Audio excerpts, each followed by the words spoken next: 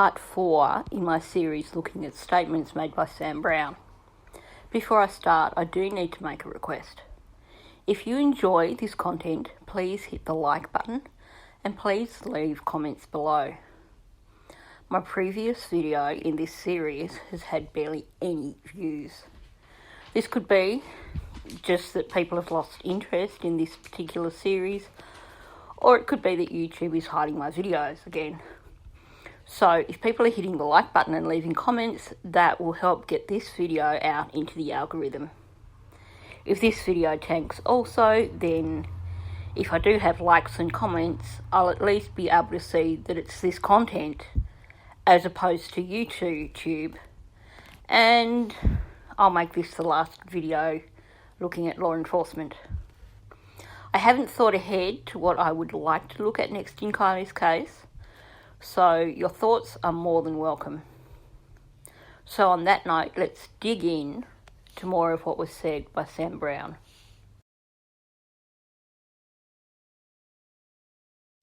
Complex question for sure, right? Because anytime you use a phone, there's some sort of a trail or message. I think when we are talking about things like this, and we're talking about needing people to be brave and step up. So here is where we start to see Sam Brown choosing rather interesting words. So he's saying we need people to be brave and step up. Be brave about what?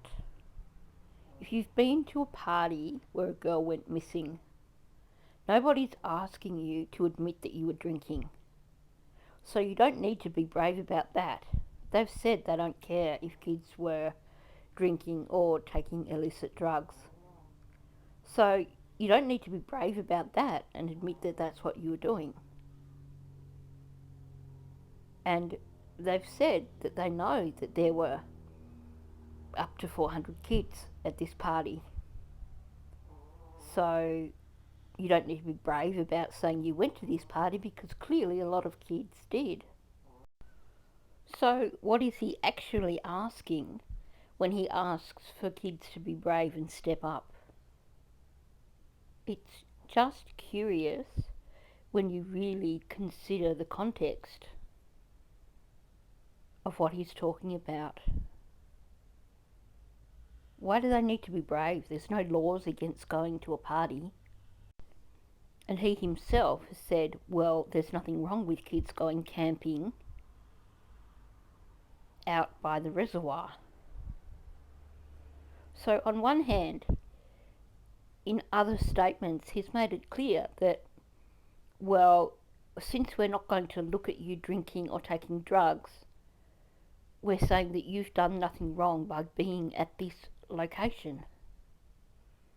But then he's asking for them to be brave and step up.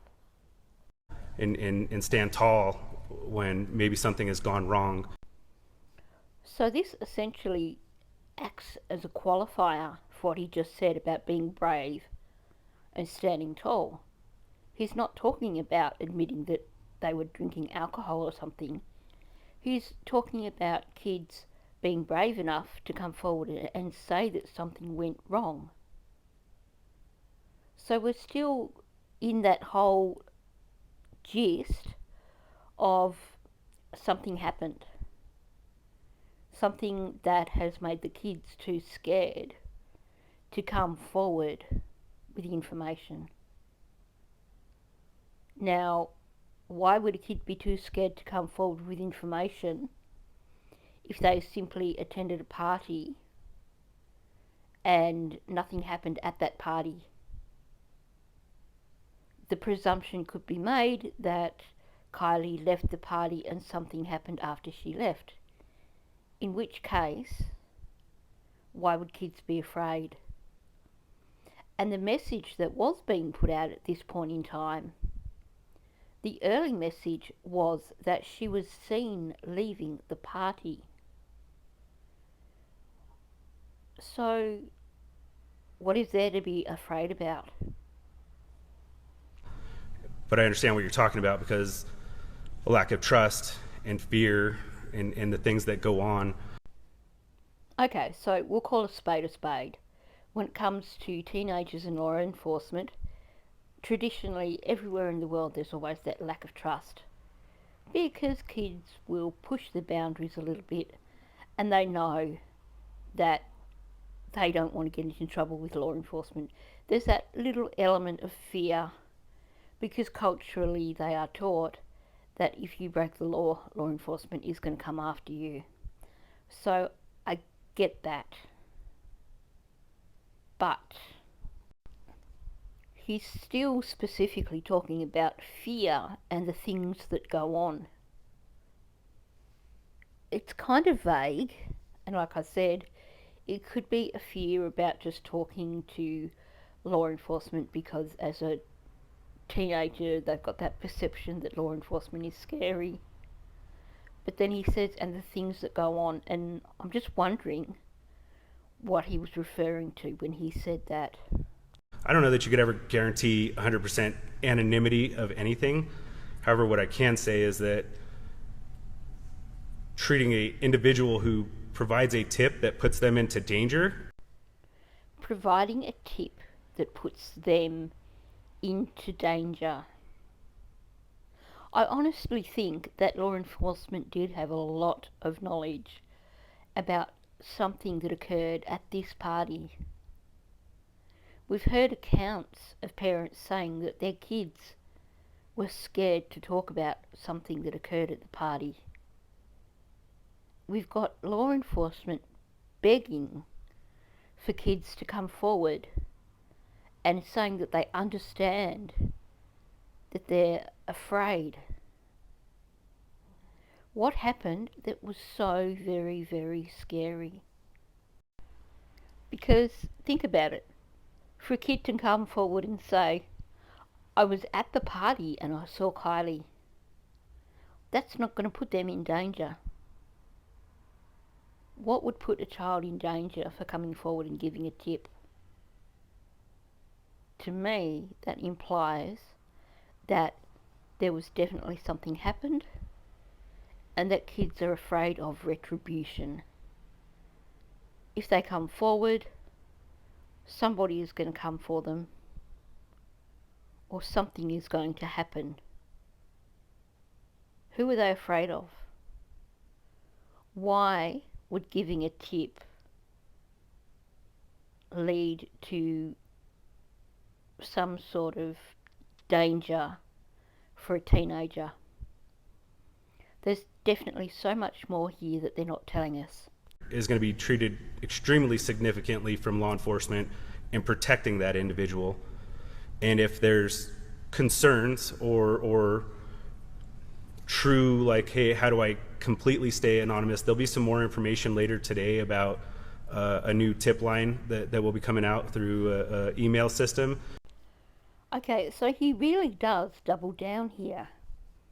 He's basically saying that they will protect individuals who come forward with information. Now, when do you hear a case where someone is missing and law enforcement say, look, if you happen to have seen anything, come forward and tell us and we'll protect you? You don't hear that because generally they're just asking for information that's going to help them build a timeline as to when that person went missing. He's asking for more here than just information to build a timeline. There's definitely something here that they know, and they need to reassure partygoers that they will be protected. They're making sure that they know that they can remain anonymous when they give tips. So what's the deal here? To me, the things that he is saying right now are such a clear indication that something bad did happen at that party. And somebody could truly create a email address at the library and send an email from that from somewhere and things of that nature. But we live in a digital world that has lots of connections, and in this case we've lost a connection with one person And we need people to be brave and stand up and do the right thing. And there it is again. Be brave and stand up and do the right thing. That's not just about a child that went missing after a party. If somebody's worried about anonymity or getting in trouble, you know, I think that we're going to do the best that we can to provide that for an individual, even if they came in and talked to us. And we go to great lengths. We have lots of crimes that are investigated where people do not know who that person is. We have training classes to seal warrants to keep people there. However, when you're dealing on a high-end, real significant case, I don't know if you can guarantee any kind of anonymity like that. And the only way somebody keeps a secret is they don't tell anybody. And right now, we don't know if there's a secret or not. We're trying to encourage people to come forth that may have information, but we don't have information that they have something negative either. And so the message shouldn't be misconstrued that we think juveniles are running around with key to success of this case. Okay, tell me what you think, but to me it sounds like he's just completely contradicted himself. Maybe he's realised that he's been going on about kids worrying about kids being in fear and kids being at risk, because now he's turning around and saying, oh, we don't know anything, we're not implying anything, and saying, well, we don't have information that they know something negative. Consider this, he's not the first person that's done this. When Josh Barnhart was talking about videos of a fight, he starts talking about if kids have witnessed something gruesome, and then he quickly backtracks and said, not that there was. So I honestly think that there is something here in terms of he's slipped up, he's gone too far in terms of pointing out that something bad happened at the party, and now he's trying to backtrack because he doesn't want to make it seem quite so obvious that something bad did happen. What do you think? There really could be no information, but we need to get the word out there so that in the event that it is there, we will help protect people and keep them safe if they feel like they're in danger, and we'll do that to the best of our abilities. And then straight back to, we will protect people and keep them safe to the best of our abilities. So what do you think? Do you think that sounds really odd? That on one hand he goes on and he uses several descriptions that imply that kids are perhaps at risk if they come forward, that something bad happened and that the kids may feel that they are in danger by coming forward with tips. And then he backtracks and he says, well, we don't know that there is anything bad. We don't have information that suggests that. And then straight away turns around and talks about protecting kids again. Whether they're a juvenile or an adult, we will do the same thing for them. You guys are going to get really tired of hearing from me talk, I'm sure. I'm sorry. We checked in. I believe it was confirmed we had 0 calls for service. We did have a deputy, and I believe somebody from the U.S. Forest Service was actually in the area the night of, and nobody was diverted to that for any kinds of concerns or anything. So to me, that actually sounds like admitting a failing there. He is saying that there were 2 individuals from separate law enforcement agencies in the area on the night of the party. If they were in the area, surely they must have been aware of this apparently massive party. But, okay, so there were no reports given, but surely it would be your responsibility, if you are patrolling that area and you are aware that there is a particularly large party going on, wouldn't it be your responsibility to make your presence known? Perhaps had one of those individuals chosen to make their presence known at the party, Kiely might still be here today. It's not illegal for kids to go camping in the woods, and obviously there's information that maybe people were doing things and drinking and potentially some drugs and things like that. I reassure everybody, at this point, we don't care about any of that. And in fact, any crime that's really committed outside of our presence, there's very limited amount of things that we can take action on. So the idea here is if we didn't see it, it didn't happen. Yeah, but haven't you got hundreds of videos from the party? Meaning that there's probably a lot that you can see in those videos.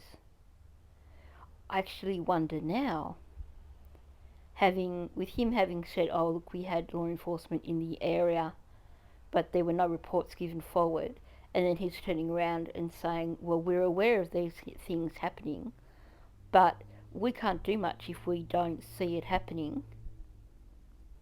Is there a possibility, and it's possibly, well, it's something that we doubtless won't ever find out, but is there a possibility that one of those law enforcement individuals actually did attend the party at some stage through the night, and that in order to avoid liability, someone in the chain of command has decided we're not going to mention that someone actually did go and check out this party that was going on and saw kids drinking or saw kids taking drugs, because you can imagine the legal minefield there. He's saying, well, it's not illegal for kids to go camping in the woods. No, it's not, but they weren't camping in the woods. They weren't all sitting around in outside tents singing Kumbaya. They were gathered around drinking and taking drugs. So that's a pretty piss poor excuse to make. But I can tell you right now, we don't care. We just want to find Kiely. So whatever you can provide, but we did not have any calls for service regarding it.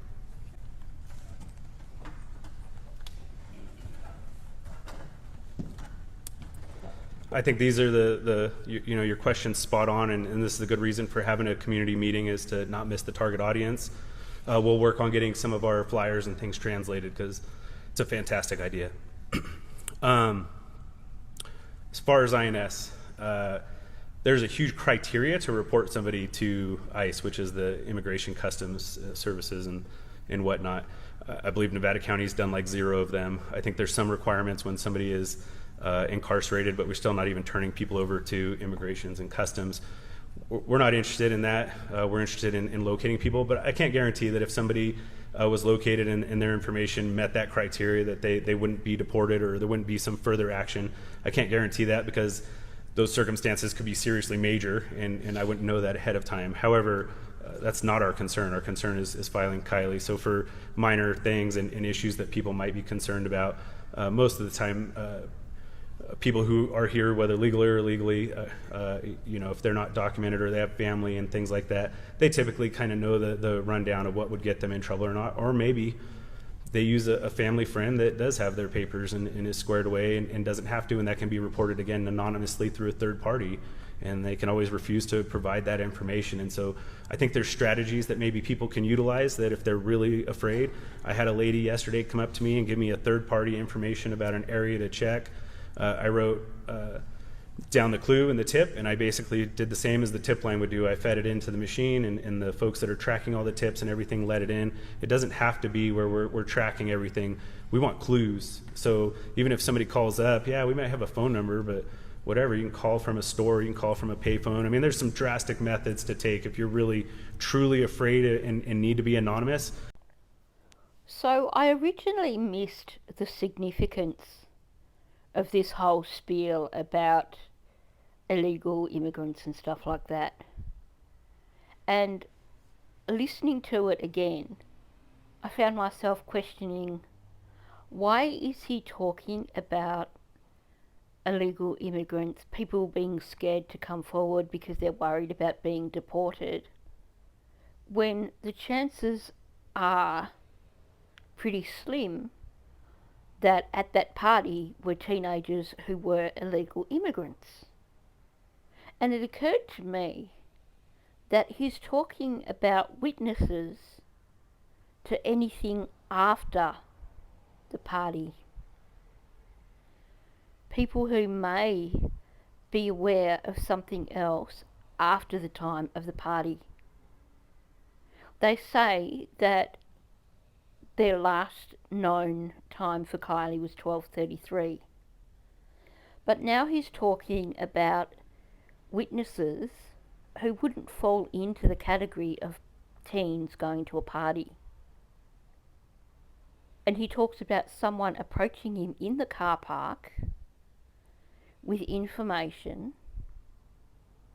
an adult approaching him with information. Now that could just be a parent saying, well, I'm a bit concerned, this is what my child has told me, maybe.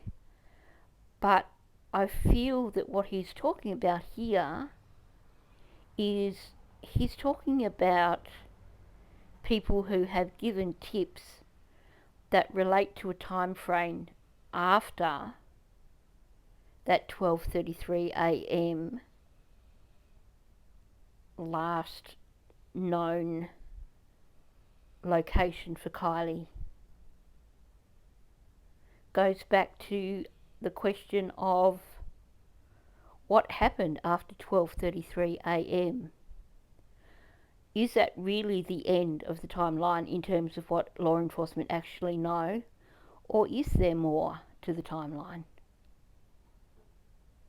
Because he's moved on here from talking about teens coming forward with information.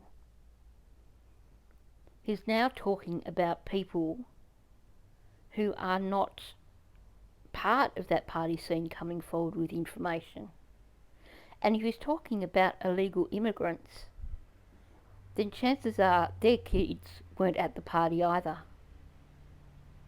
So, to me, he's saying that they do know something more about something happening after that 12:33 a.m. time slot. I get that. If you saw something really gruesome, then I get that. I just want to say we don't have a crime scene of something like that either. I don't want people to immediately go down that awful role of humans and things like that. And again, he's talking about crime scenes and something gruesome. It's just not the kind of language that you would expect someone to be using when they're actually discussing a missing person situation. Especially, now this is the 10th of August, remember. This is still early on in the search time frame. This is when there were still people trying to put forward the narrative of her possibly being abducted. So why is it that Sam Brown is still going back to talking about people needing to be brave, things being gruesome, there being a crime scene? It really, really makes me wonder. Somebody said it earlier, let's be positive and work towards a goal.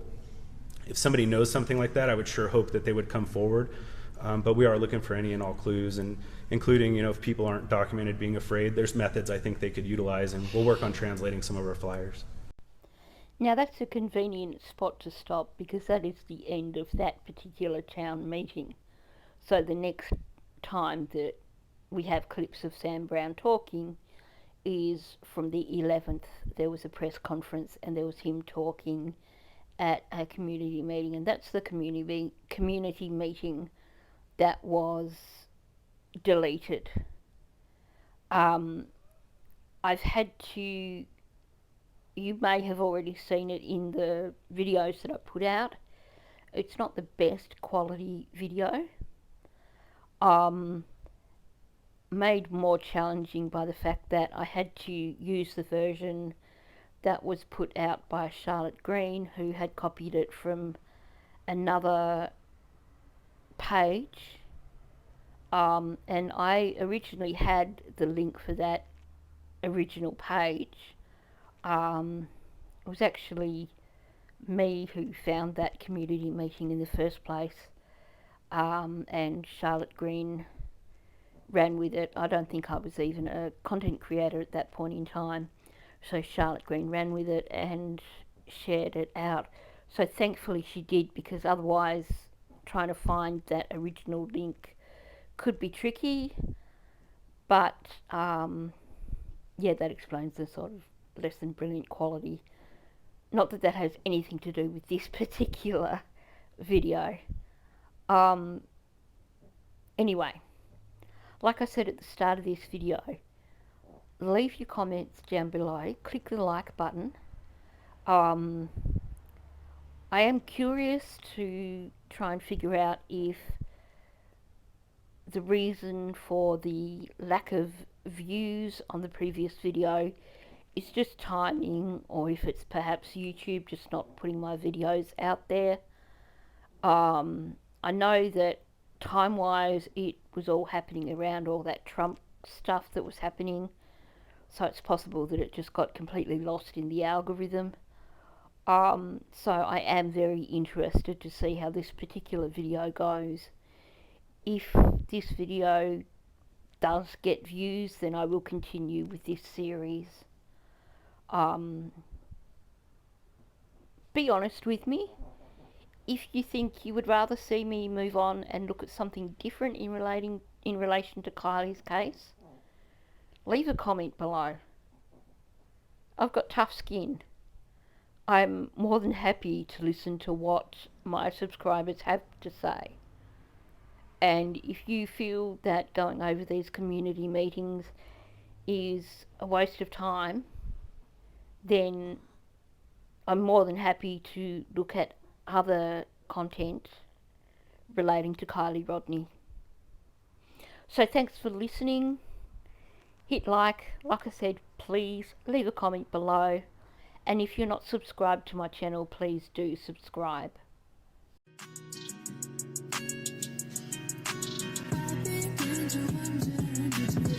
Give a fuck about me, 'cause I'm